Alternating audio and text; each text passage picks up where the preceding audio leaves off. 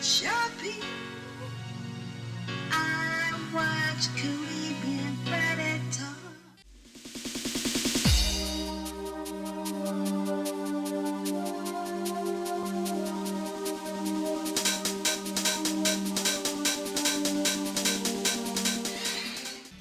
Good evening.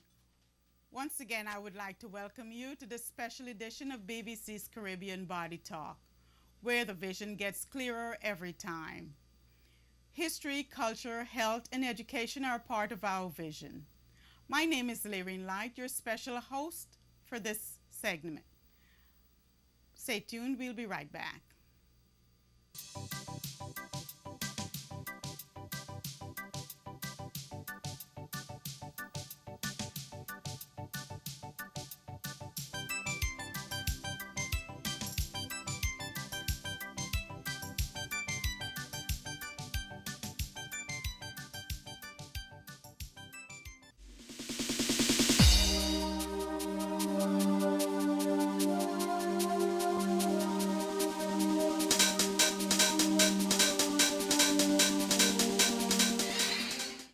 Welcome back.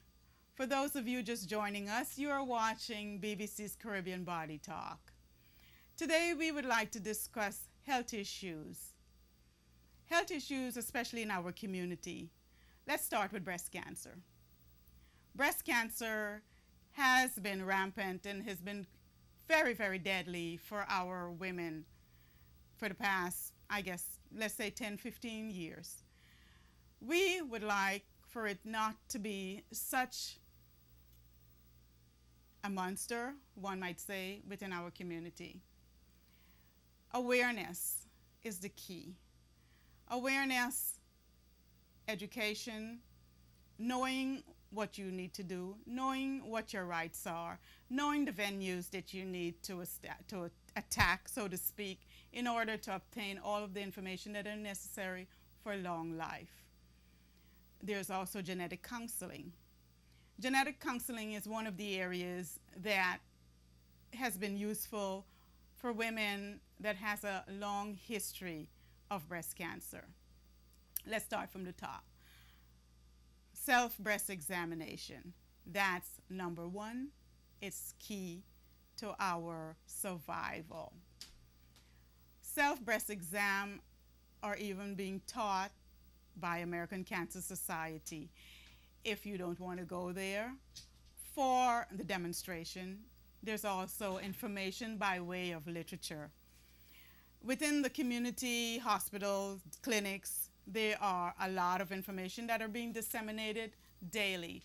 So, when you're in the clinics visiting the doctor for whatever other health issue, make sure you pick up some literature concerning self-breast examination. There's a chart that shows you exactly how to do it, step by step by step. Very easy. Every day you take a shower. Every day you can demonstrate on yourself how to do self-breast examination. One of the recommendations for self-breast examination is during our monthly cycle. So instead of doing it every day, you might forget to do it every day. But during that cycle, it's important that you check. A lot of women also have fibrocystic breast tissue. That has been showing up on our mammograms. Now, mammograms, we're moving from self-breast examination onto mammograms. Mammograms is one of the areas of defining if there's a lump or where the lump may be during your self-breast examination. Now, the mammograms are not always definitive. So therefore, you may need more than one opinion after you have discovered that you have a lump after your mammogram. Ultrasound is another way of detection. I must stress, though, that even after you have explored all of these avenues and you're still not satisfied, make sure that you talk to another specialist or another specialist. Go as many times as you want to until you're comfortable. Mammograms are done annually after the age of 40. It is also stressed that if there's been breast cancer within the family, that women have their mammograms at an earlier age. The determining age right now is 40, but women with a history of breast cancer, it's even advised starting earlier, let's say even 25. It's important that we explore all of the areas to keep ourselves healthy. Examine yourself. When you go for your well woman's clinic examination, make sure your OB-GYN is aware of your concerns. Too many times within, especially our culture, we want to keep everything, to ourselves. It's not so much ourselves issue anymore. It's a family history. It's a family issue. We need to talk about things that may have come down within the family tree. We need to go back and ask our mamas, our grandmothers, what has happened in the past, who might have died from what. I can't stress enough the importance of knowing our history. Our history is going to carry us through not only our generation, but the generations to come. So even if you're not concerned about yourself right now, because you might say, oh, well, I'm 60, I'm 70. Why should I be concerned? So what if I find a lump and I have to lose my breast? It is not all right. Your grandchildren, your nieces, even your nephews, the concern must go for them also. Men are also suffering from breast cancer. One of the most popular men that has suffered from breast cancer is Richard Roundtree, Mr. Shaft himself. Everybody knows Shaft, Mr. Bad Shaft. He had breast cancer. He came out and he's been very vigilant for the fight against breast cancer. So ladies, gentlemen, let's be a lot more vigilant and examine ourselves, talk to our doctors, know our history. Hey, we'll be right back.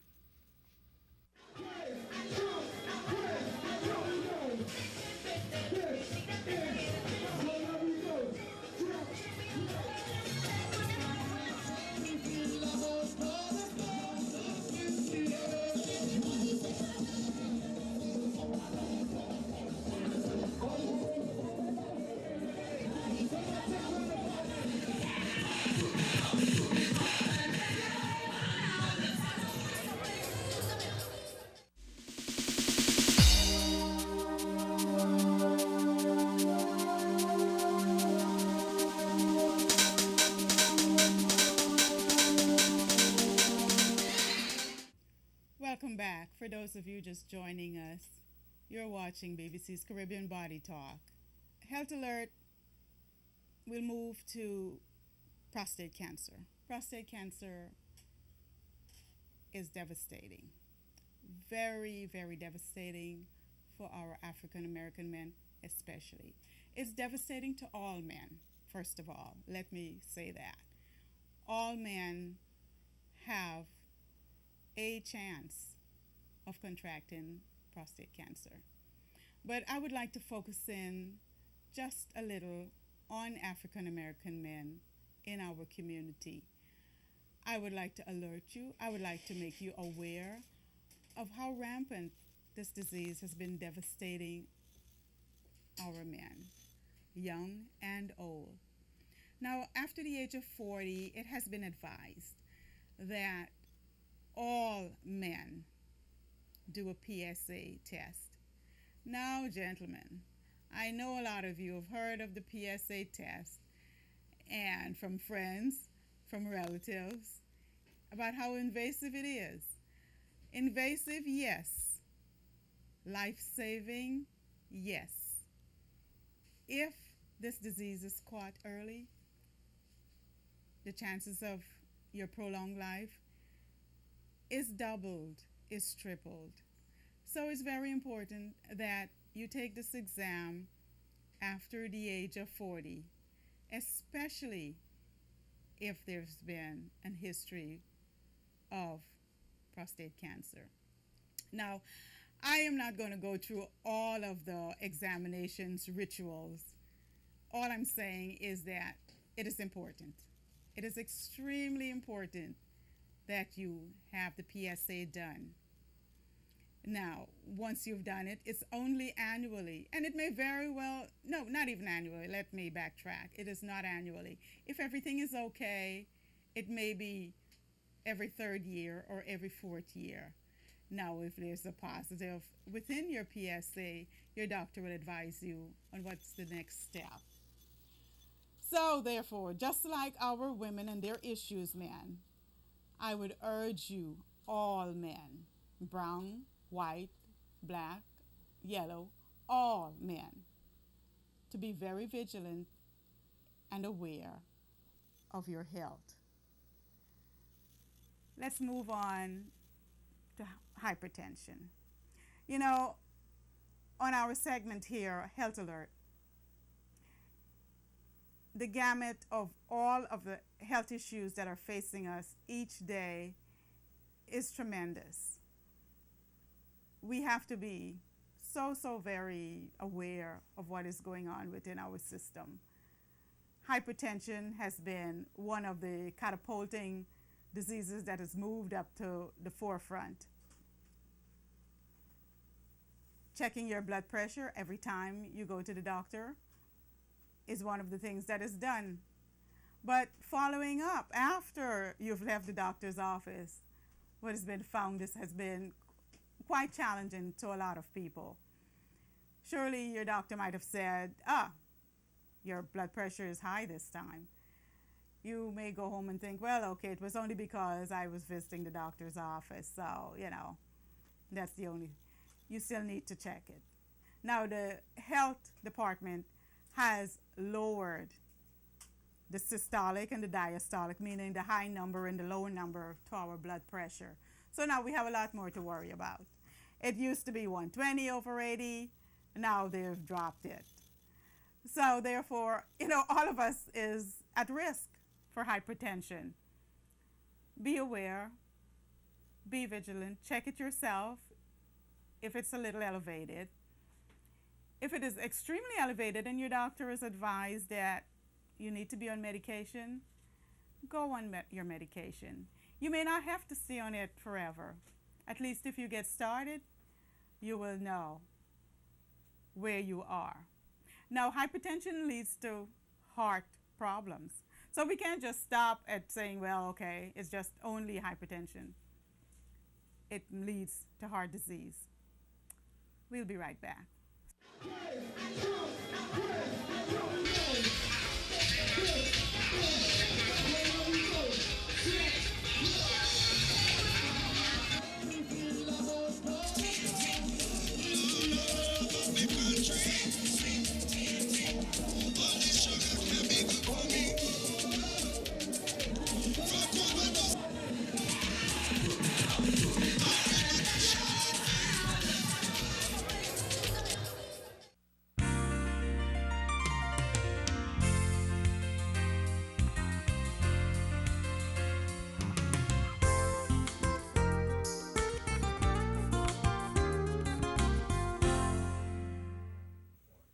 For those of you just joining us, you're watching BVC's Caribbean Body Talk.